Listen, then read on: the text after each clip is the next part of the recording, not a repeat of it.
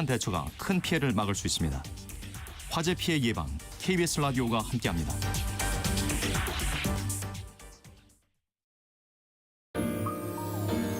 대한민국 중심 채널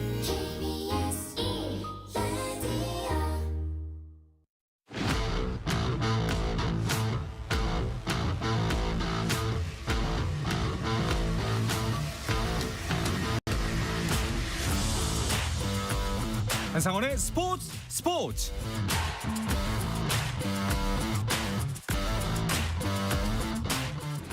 스포츠가 있는 저녁 어떠신가요? 아나운서 한상원입니다. 오늘 하루 이슈들을 살펴보는 스포츠 타임라인으로 출발합니다.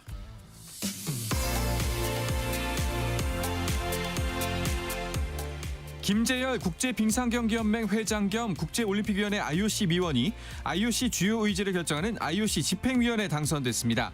한국인이 IOC 집행위원으로 활동하는 것은 고 김은용 전 IOC 부위원장에 이어 두 번째입니다. 한편 한국 선수단은 내일 새벽 컬링 믹스더블 경기를 시작으로 동계올림픽 경기 일정에 돌입하는데요. 이 소식은 밀라노 현지를 연결해서 자세하게 알아보겠습니다. 농구대표팀 최초의 외국인 사령탑 마주스 감독이 부임 후 첫 대표팀 명단을 발표했습니다. 마주스 감독은 대만, 일본과의 농구 월드컵 아시아 예선에 나설 12명의 대표팀 명단을 발표했는데요. 이현중, 이정현 등 기존 주축 선수들이 이름을 올리고 최근 51득점을 올린 허웅은 제외된 가운데 신인 드래프트 전체 1순위인 정관장 문유현과 손호의 강지훈, SK 에디 다니엘까지 KBL 신인도 3명이 포함됐습니다. 잉글랜드 프로축구 챔피언십 옥스퍼드 유나이티드에 입단한 공격수 전진우 선수의 유럽 무대 데뷔가 또 미뤄졌습니다. 전진우는 시필드 유나이티드와의 치른 잉글랜드 챔피언십 원정 경기에 교체 선수 명단에 포함됐지만 출전 기회를 얻지 못하면서 유럽 진출 이후 3경기째 데뷔전을 치르지 못하고 있습니다. KBO가 2026년 시범 경기를 3월 10일부터 24일까지 열고 팀당 12경기씩 총 60경기가 편성됐다고 발표했습니다. 미국 프로농구 NBA에서 베테랑 가드 제임스 하든이 LA 클리퍼스를 떠나 클리블랜드 캐벌리어스로 향합니다. ESPN 등 미국 언론은 클리퍼스가 하든을 클리블랜드로 보내는 대신 가드 갈랜드와 2라운드 드래프트 지명권을 받기로 했다고 전했습니다.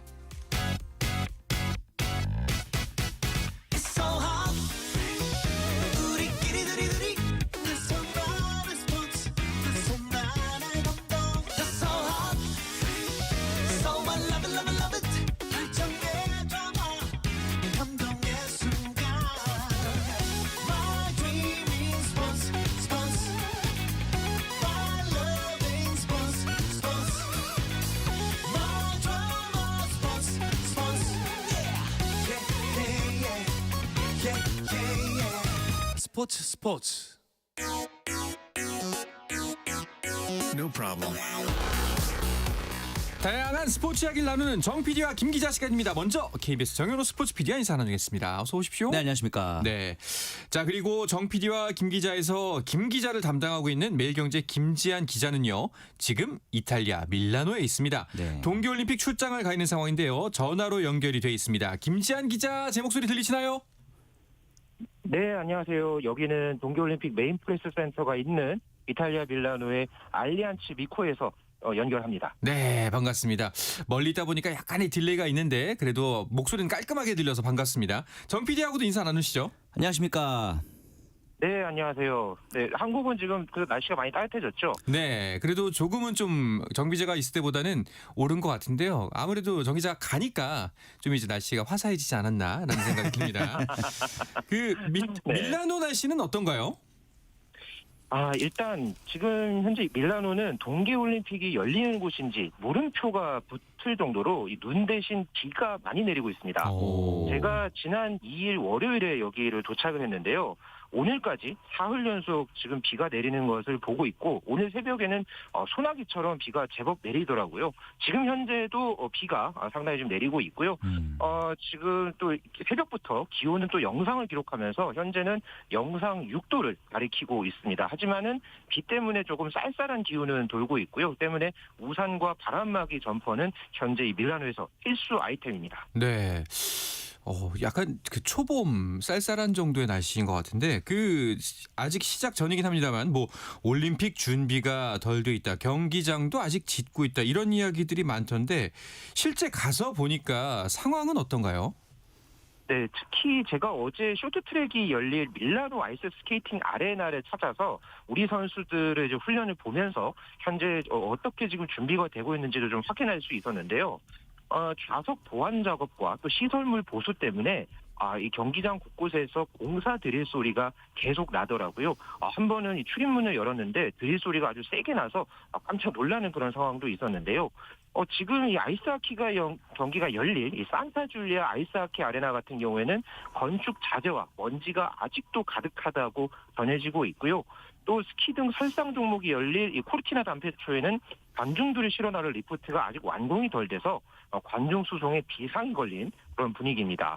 여기에다가 지난 2일에는 또 이탈리아 북부 롬바르디아주 지역 철도회사 파업이 진행이 돼서 지금 시민들뿐만 아니라 올림픽 관계자, 관광객 등이 다른 지역을 오갈 때 혼란이 이어졌고요. 또 코르티나 담페초에서는 기존보다 버스 요금이 4배나 뛴 탓에 이를 모르고 이제 하교를 하려던 한 11세 소년이 버스 승차 거부를 당해서 약 6km를 추위를 뚫고 귀가한 웃지 못할 일도 전해졌습니다. 마치 이틀 후면은 개막인데 좀 어수선한 것 같습니다. 올림픽 분위기는 어떤지 궁금하네요. 그래도 제가 오늘 밀라노 체류 3일차인데요. 어제보다는 그래도 한국 취재진을 좀 더 많이 보고 이곳 메인 프레스 센터에서 인사를 나눌 수 있었고요. 다른 나라 취재진도 올림픽 개막이 이제 이틀 앞으로 다가왔다 보니까 좀 더 북적이는 그런 모습들을 볼 수 있었습니다. 그리고 제가 어제는 밀라노 시내를 이제 찾아서 이 올림픽 분위기를 취재를 하러 곳곳을 다녔는데요. 특히 이곳 이 메인 프레스 센터와 가까이에 있는 이 지하철 포르텔로역은 이 반가운 얼굴과 이름들을 역에서 볼 수 있었습니다. 바로 이 피겨 여왕 김연아 선수 그리고 우리나라 역대 쇼트트랙 메달리스트들의 이름이 새겨져 있었는데요.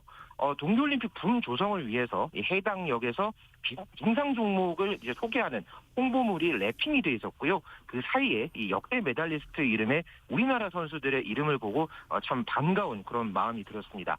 이런 가운데서 이 밀라노 이 경찰 당국은 어제부터 이 주요 올림픽 시설에 레드존을 발령을 했거든요. 그러면서 경찰 병력을 늘리고 보안 검문을 강화한 상황이고요.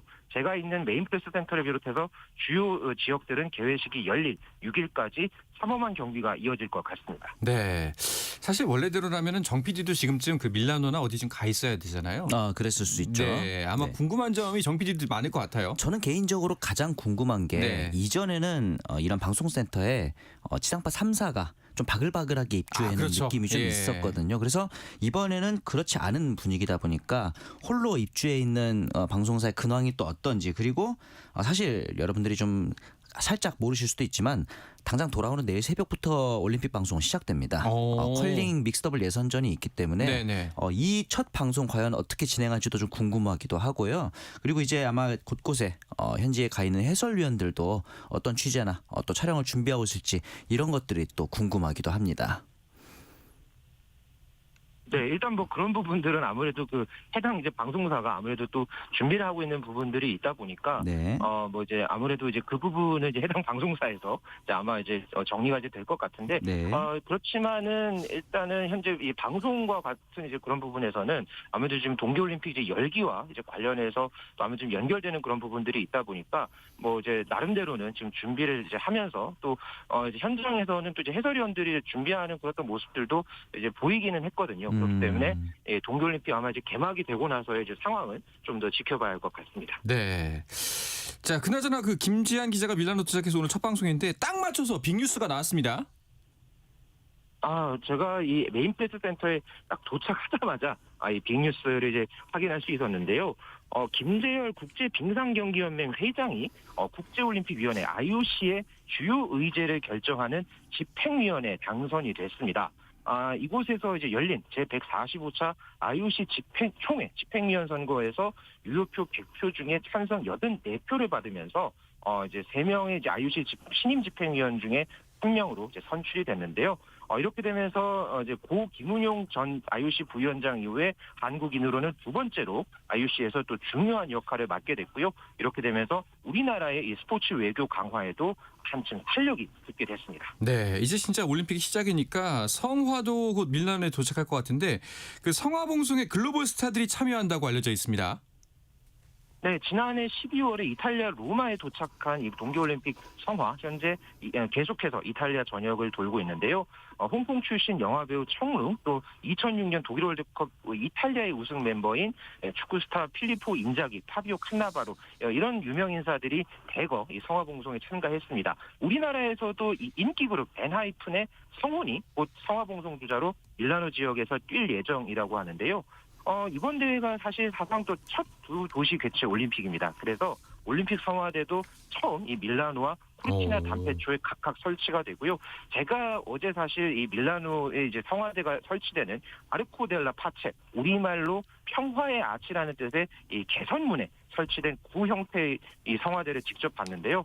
어제는 사실 이 인근 지역에 사람들이 좀 많지는 않았습니다. 하지만은 아마도 올림픽 기간에는 환하게 밝혀질 올림픽 성화를 보기 위해서 많은 사람들이 몰릴 것으로 보여져서 기대가 됐습니다. 네, 진짜 그 말씀대로 밀라노 코르티나 단페초 올림픽이잖아요. 그럼 개회식 같은 경우에는 뭐 두 군데서 다 열리는 건가요? 이원 생방송으로? 제가 알기로는 이 두 군데에서 동시에 열리는 걸로 알고 있는데 이 개회식의 본무대는 물론 밀라노에 설치가 되지만 같은 시각에 이 코르티나 단페초를 비롯해서 다른 권역에서도 세레머니 그리고 선수단 입장이 진행되는 것으로 알고 있습니다. 사실은 그런데 이런 행사가 이렇게 동시에 개최되는 게 처음이 아닌 것이 우리 주위에 가까이에 이랬던 적이 한 번 있습니다. 바로 이 강원 동계 청소년 올림픽이었죠. 당시 이제 유스 올림픽이 우리나라에서 개최를 했었는데 당시에도 이 강릉과 평창에서 동시에 개회식을 진행을 했었거든요.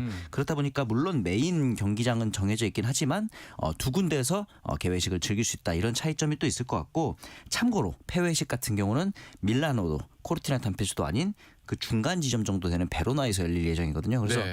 혹시나 우리 저기 청취자들 중에서 가실 생각이 있으신 분들은 두 군데가 아니라 베로나로 가셔야 한다는 점 아셨으면 좋겠습니다. 네. 자, 이렇게 밀라노 코르티나 단페초 두 군데에서 개회식이 열리고 그리고 경기들은 4개 권역, 즉 4개 클러스터에서 열린다고 전해드렸었는데 김지한 기자가 이 4구역을 다 커버하나요? 아무래도 저는 이 빙상 종목 경기가 열리는 이 밀라노 지역을 위주로 취재를 할 예정이고요. 대회 중간에는 하지만 이 스노보드 하프파이프에서 메달이 유력한 최가원 선수 또 이채원 선수 취재를 하기 위해서요. 스노보드 경기가 열릴 리비뇨라는 곳을 갈 예정입니다. 대회 조직위원회에서 운영하는 이 교통 안내 어플리케이션을 켜고 제가 조금 전에 이 밀라노에서 리비뇨까지 예상 루트를 봤는데 버스 3번을 타야 되고요. 기차를 또 중간에 갈아타야 되고요. 그러면서 약 6시간가량 소요된다고 하더라고요.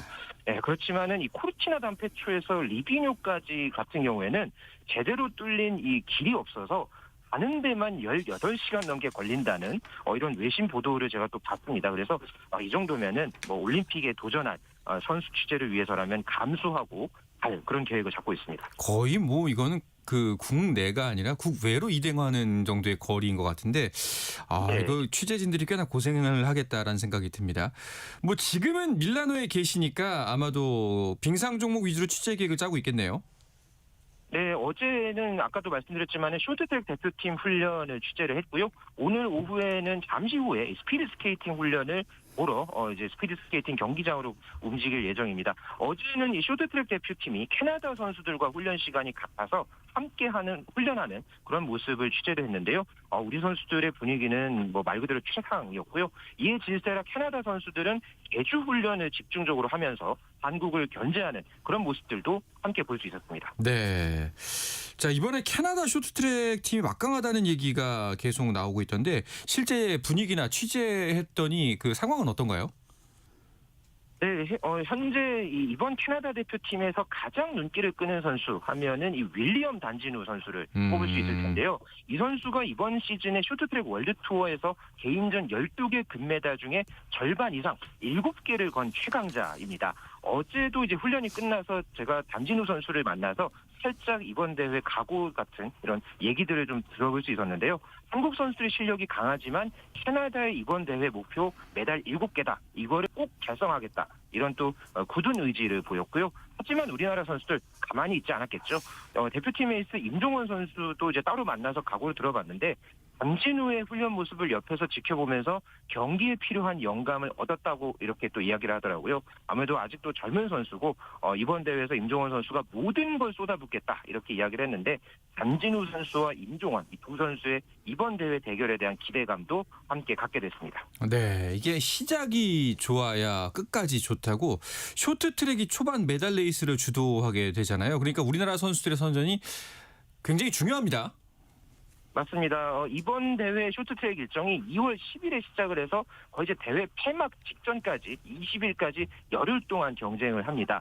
사실 이 ISU 월드 투어나 세계 선수권 대회 같은 경우에는 3, 4일 동안에 이제 많은 종목을 한꺼번에 치르거든요. 하지만은 이 쇼트트랙 이제 올림픽 경기 같은 경우에는 꽤 긴 시간 동안 열흘 동안 이제 경쟁을 하는 만큼 선수들 입장에서는 이 장시간 컨디션 관리에 최대한 초점을 맞춰야 하는 그런 상황입니다. 그렇기 때문에 이제 컨디션 관리에 좀 만전을 기하면서 메달 경쟁을 이어가겠다는 선수들의 각오도 함께 들을 수 있었습니다. 네, 아까 말씀드렸다시피 우리 선수단 일정은 당장 내일 새벽부터 시작입니다.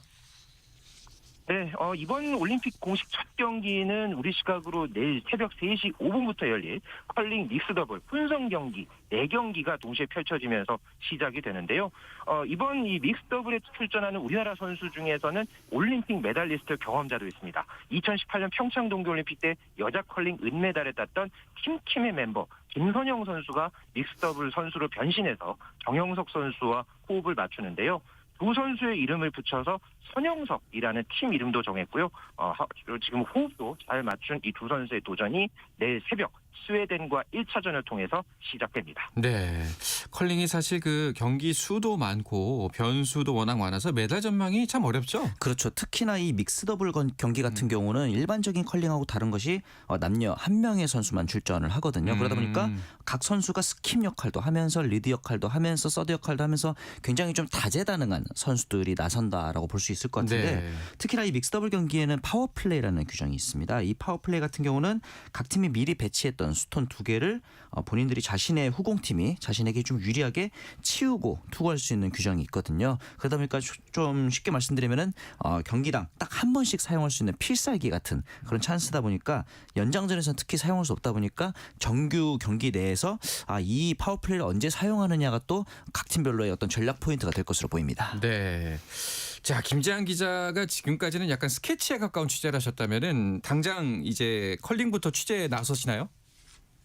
네, 경기가 일단 내일 열릴 예정이다 보니까 뭐 일단 현장 상황을 최대한 스케치하면서 좀 뭐 전망이라든가 이런 예상 이런 소식들 내들 예정이고요. 컬링 경기 같은 경우에는 코르치나 단페초에서 경기가 열리다 보니까 아마 오늘 경기 현장 취재는 좀 어렵습니다. 하지만은 이후의 상황은 좀 지켜볼 계획이고요. 아무쪼록 지금 먼 거리 동선이 이번 대회에 이제 취재를 온 기자들의 어떤 좀 고려사항 요소, 고려 요소들이 상당히 좀 많은 그런 올림픽이 될 것 같습니다. 그런 만큼 무엇보다 체력 관리 잘 하면서 생생한 소식들 지면과 온라인 그리고 이 방송을 통해서도 함께 전해드릴 것을 약속드리겠습니다. 알겠습니다. 많이 바쁘실 텐데도 현지 연결 해주셔서 감사드리고 다음 주에는 메달 소식과 함께 우리 김지한 기자 목소리를 들었으면 좋겠네요. 모쪼록 몸 건강하시고 다음 시간에 또 뵙겠습니다. 고맙습니다. 네, 고맙습니다. 지금까지 밀라노에서 전해드렸습니다. 네, 동계올림픽 열릴 밀라노 현지의 김지한 기자였습니다.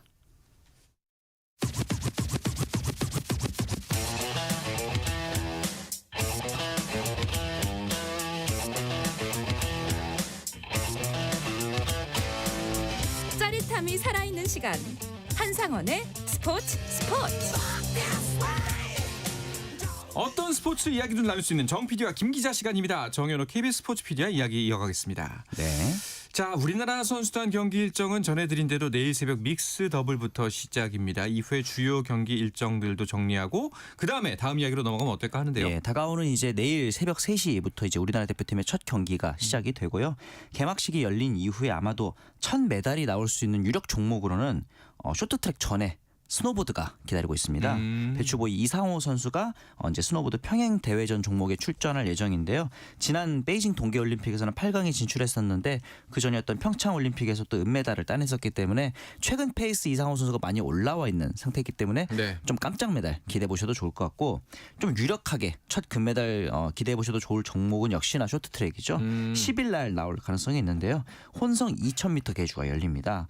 혼성 2000m 같은 경우는 이제 지난 대회였던 베이징 올림픽에서 처음 정식 종목이 됐었는데 당시 우리나라가 이 준준 결승에서 넘어지는 바람에 메달 획득에는 실패했었거든요. 하지만 역시 이 혼성 2000m면은 남녀가 함께 뛰면서 굉장히 단거리에 가까운 종목이기 때문에 네. 힘이 좋은 이 최민정, 황대현 선수가 대표팀을 이제 이끌면서 나설 것으로 또 예상을 하고 있습니다. 그리고 이어지는 12일에는 프리스타일 스키에서 모굴 정대윤 선수가 메달 도전에 나서고요. 13일 새벽에는 이제 우리나라 팬들이 많이 기대하시는 최가온 선수의 메달 도전이 또 이어질 전망입니다. 네. 그리고 이제 13일에는 또 하나의 쇼트트랙 경기가 있는데 남자 1000m 결승이 되겠습니다. 앞서 우리가 이제 이야기했던 임종원 선수 그리고 황대현, 신동민의 금메달 도전이 이어질 예정이고요. 2월 14일 같은 경우는 아마 많은 팬들이 또 기다리고 계실 차준환 선수의 싱글 프리스케이팅이 또 기다리고 있는 상황입니다. 차준환 선수가 지난 대회에서 5위를 기록했었기 때문에 이번에 또 부츠도 바꾸고 프로그램도 바꾸면서 심기일전을 하고 있어서 첫 메달 등극 기대해 보셔도 좋을 것 같고 같은 날엔 또 스노보드에서 한 번 더 이채훈 선수가 메달 획득에 또 도전을 할 예정입니다. 그리고 다음 날인 15일 같은 경우는 우리나라의 전통적인 효자 종목이라고 할 수 있는 쇼트트랙 1500m 결승이 열리는데 이날은 이제 남자 1500m 결승도 열릴 예정이고 같은 날에 또 스피드 스케이팅이 또 남자 500m에 예정이 돼 있습니다. 그리고 나서 이제 조금 더 시간이 지나면은 2월 18일에 봅슬레이 2인승에는 김진수, 김영근 선수가 출전을 할 예정이고요. 2월 20일부터는 여자 피겨 스케이팅이 예정되어 있습니다. 대표팀의 간판인 신지아 선수 그리고 이제 이어서 또 다른 선수들도 이예인 선수도 출전을 할 예정이니까 많은 기대가 또 되고 있고 그리고 이제 아마도 21일을 많은 팬들은 골든데이로 예상하고 있지 않을까 생각을 합니다. 그렇습니다. 21일에 어떤 경기가 있길래 이제 골든경기라고 기대하고 있죠? 앞서 이제 우리나라 대표팀의 효자 종목이라고 했던 1500m 그 중에서도 특히나 좋은 성적을 한상 거듭했던 여자 1500m 결승이 날 예정이 돼 있습니다.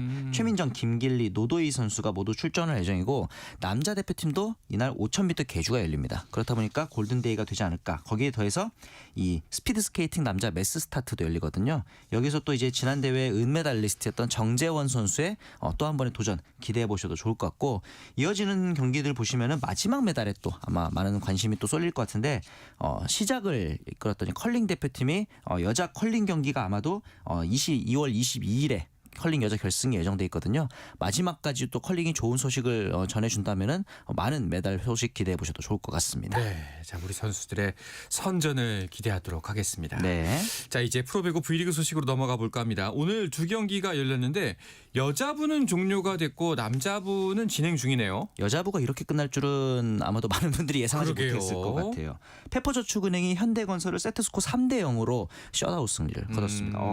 지난번에도 페퍼저축은행이 현대건설을 상대로 3대0 셧아웃 승리를 거둔 적이 있었기 때문에 이렇게 되면 약간 천적으로 네. 자리매김하는 것이 아닌가 그런 생각도 들고 남자부에서는 OK저축은행이 KB손해보험을 상대로 세트스코어 2대1로 앞서가고 있는 상황이 되겠습니다. 네. 자 6라운드로 정규 시즌이 끝납니다. 그렇기 때문에 현재 5라운드가 진행 중인데 이 경기 결과가 굉장히 중요할 수밖에 없습니다. 그렇죠. 그만큼 치열한 경쟁들이 이어지고 있는데 네. 그 남자부와 여자부 순위와 함께 현재 판도를 짚어주시면 좋지 않을까 싶습니다. 오늘 경기를 펼치고 있는 OK저축은행, KB손해보험 두 팀이 지금 마지막 본 빼고 티켓 한 장을 놓고 다투고 있는 팀들입니다. KB손해보험이 현재 승점 40점으로 4위에 자리를 하고 있고요. OK저축은행이 승점 4점 차로 KB손해보험을 추격하고 있는 상황이 되겠습니다. 현대캐피탈 제한항공이 1, 2위를 굉장히 좀 51.50점으로 굉장히 좀 상위권을 형성하고 있고요. 한국전력이 3위에 자리를 하고 있는 상황이 되겠습니다. 여자부 같은 경우는 여전히 도로공사가 승점 55점으로 압도적인 1위를 달리고 있는 상황이고요. 이어서 흥국생명, 현대건설의 순인데 오늘 현대건설이 또 페퍼저축은행에게 덜미를 잡혔기 때문에 이렇게 되면 이제 IBK 기업은행이 사상 최초로 여자부에서 준 플레이오프를 성사시킬 수 있을지도 관심이 모아지고 있는 상황입니다. 네. 시즌 초반 흥국생명이 쉽지 않았는데 김영경 선수가 빠졌음에도 불구하고 2위에 올라와 있습니다. 이게 굉장히 놀라워요. 사실 뭐 탈꼴찌를 정관장과 다투지 않겠느냐 이런 전망이 예. 있었는데 제가 보기에는 물론 이제 좋은 공격수들의 역할도 있겠습니다만은 저는 이 최은지 선수의 수비적인 측면을 좀 주목하고 싶거든요. 최은지 같은 경우는 이제 출전 세트도 벌써 지난해에 비해서 2배 가까이 초과를 하고 있는 상황으로 득점도 증가를 하고 있지만 디그 리시브 효율이 거의 절반에 가까울 정도로 굉장히 좋은 수비를 보여주고 있는 상황이기 때문에 김연경이라는 2가 빠진 상황에서 최은지라는 잇몸이 흥국생명을 잘 이끌고 있지 않나 또 그런 생각이 듭니다. 네. 자, 그리고 여자부에서는 한 번도 준 플레이오프가 열린 적이 없지 않습니까? 네. 준 플레이오프가 열리기 위해서는 그 3위와 4위 팀 간의 승점 차가 3점 이내여야잖아요. 네. 네. 그러려면 IBK 기업이 좀 더 분발을 해야 하는 상황인데 하필이면 이때 최고의 리베로 그래서 그 최리라고 불리는 임명옥 선수가 부상을 당했는데 시즌 아웃이에요. 제가 만약에 IBK 기업은행 관계자 같으면 진짜 이번 시즌은 부상의 어떤 그 악령이 너무나도 아쉬울 것 같은데 임명옥 선수가 이제 오른쪽 발목을 지난 GS 칼텍스와 홈 경기 때 다쳤거든요. 그렇게 되면서 이제 수술 결국 아킬레스건 파열로 진단을 받으면서 수술을 하게 된 상황입니다. 결국 이렇게 되면서 이 V리그 최고의 리베로라고 하시는 임명옥 선수가 빠진 자리를 어떻게 메꿀 것이냐가 문제거든요. 기업은행 같은 경우는 지금 이제 포스트 시즌 진출 기대를 임명옥의 안정적인 수비를 바탕으로 이어가고 있었는데 이 전력 어떻게 좀 메꿀 것인가도 중요해 보입니다. 네. 자, 그리고 IBK 기업은행과 GS 칼텍스 현재 승점 1점 차기 때문에 이쪽도 준 플레이오프 가능성이 있습니다. 맞습니다. 네, 끝까지 힘을 내야 되는데 실바가 관건이겠죠? 네, 뭐 GS 칼텍스가 아니라 뭐 실바 칼텍스 아니냐 이런 네. 이야기가 나올 정도인데 정규리그 지금 경기당 평균 30득점을 넘게 하고 있습니다. 그러면서 산술적으로 나왔을 때 이대로 페이스를 이어가면 1125점을 득점을 하게 되거든요. 뭐 3년 연속 득점은 거의 확실하게 이어가고 있는 상황이고 남녀부 모두를 통틀어서 3년 연속 1000득점 또 가시권에 들어오고 있는 상황입니다.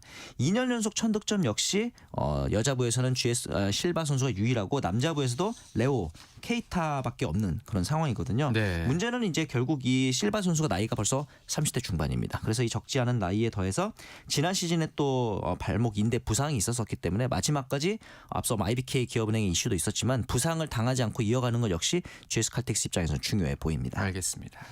자, 배구 소식은 이쯤 하고 오늘 방송은 WBC 대표팀 이야기로 마무리를 해보도록 하겠습니다. 네. 그 최종 대표팀 명단 오늘이 제출 마감 시한이었죠? 그렇죠. 하지만 이제 이틀 뒤인 네. 2월 6일 오전 9시에 MLB 네트워크를 통해서 모두가 발표를 할 예정이고요. 사실 그 축구 대표팀 같은 경우 전체 기자회견을 하면서 명단을 발표하는 전통이 있었는데 네. 이번 WBC 대표팀 역시도 이런 비슷한 포맷으로 유지를 할 예정이라고 합니다. 그러다 보니까 사실은 이미 제출을 하긴 했을 텐데 저희 입장에서도 알 수가 없거든요. 그래서 네. 방송을 준비한 입장에서 조금 궁금한 것도 사실입니다. 그렇죠. 자, 그리고 결국에는 이 명단에서 뭐 국내 선수도 국내 선수지만 메이저리그 출신이 얼마나 합류할까 네. 이 부분이 많은 분들이 궁금해하는 시점이거든요. 그러면서 이제 과연 이 소위 말하는 해외파 선수들의 네. 합류 여부가 굉장히 중요한 관전 포인트가 될 것 같은데 마이너리그 홈런왕을 차지했었던 셰이 위트컴 선수가 합류를 하기로 했다 이런 발표가 나왔거든요. 오. 이번에 아무래도 김하성 선수의 그리고 이제 송성문 선수의 부상 이탈로 조금은 헐거워진 내야진을 셰이 위트컴을 통해서 메우려는 류지영 감독의 보관이지 않나 그런 생각을 해보게 됩니다. 그렇습니다. 이번 대표팀 특히나 기대가 많이 되는데요. 다시 한번 선전을 기도하도록 하겠습니다. 네. 자, 오늘은 이야기를 끝으로 정 PD와 김 기자 마치도록 하겠습니다. 함께해 주신 정현호 KBS PD 고맙습니다. 감사합니다. 자, 내일도 저녁 8시 30분에 뵙겠습니다. 한상원의 스포츠.